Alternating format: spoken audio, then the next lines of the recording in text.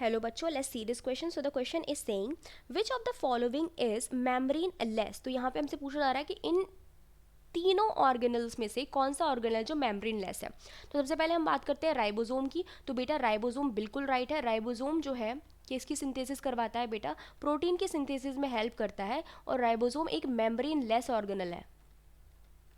It is membrane less organelle है ये. ठीक है, तो ये हमारा हो जाएगा, राइबोसोम भी है. देन दूसरा हमारा कह रहा है न्यूक्लियोलस. दूसरा ऑप्शन क्या है हमारा? न्यूक्लियोलस. ठीक है बेटा, तो राइबोसोम देखो किसका बना हुआ होता है. राइबोसोम बना हुआ होता है RNA प्लस प्रोटीन, और इसके ऊपर कोई भी मेम्ब्रेन नहीं पाई जाती है, सिर्फ RNA प्रोटीन का बना हुआ होता है. न्यूक्लियोलस किसका बना होता है? तो बेटा न्यूक्लियोलस बना हुआ होता है part of chromatin, part of DNA या फिर chromatin that synthesize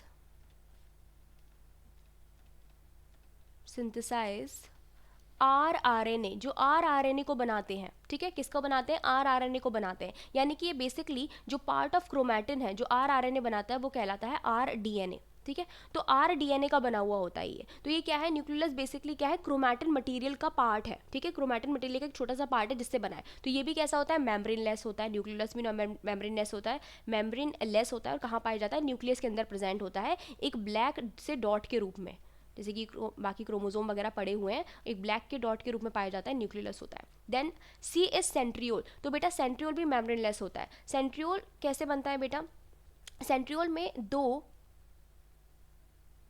parallel arrange, ठीक है, दो पैरेलल अरेंज ऐसे डंबल शेप्ड स्ट्रक्चर प्रेजेंट होते हैं जिसके चारों ओर amorphous amount of protein and cytoplasm पाया जाता है. तो ये अंदर के जो स्ट्रक्चर हैं इनको हम लोग क्या बोलते हैं? सेंट्रियोल बोलते हैं, जो कि बने हुए होते हैं माइक्रोट्यूब्यूल प्रोटीन से. माइक्रोट्यूब्यूल से बने हुए होते हैं बेसिकली. माइक्रोट्यूब्यूल, ये माइक्रोट्यूब्यूल जो होती हैं ट्यूबुलिन प्रोटीन की बनी होती है, तो माइक्रोट्यूब्यूल से बने हुए होते हैं ये. और बाहर amorphous amount of cytoplasm and protein वगैरह पाया जा रहा होता है. तो इस कंप्लीट स्ट्रक्चर को क्या कहते हैं? सेंट्रोसोम कहते हैं. सेंट्रोसोम. बट सेंट्रियोल भी क्या होते हैं? मेम्ब्रेन लेस होते हैं. तो तीनों हमारे मेम्ब्रेन लेस हैं, तो हमारा राइट आंसर क्या हो जाएगा? That is D all. I hope आपको समझ में आया होगा. Best of luck.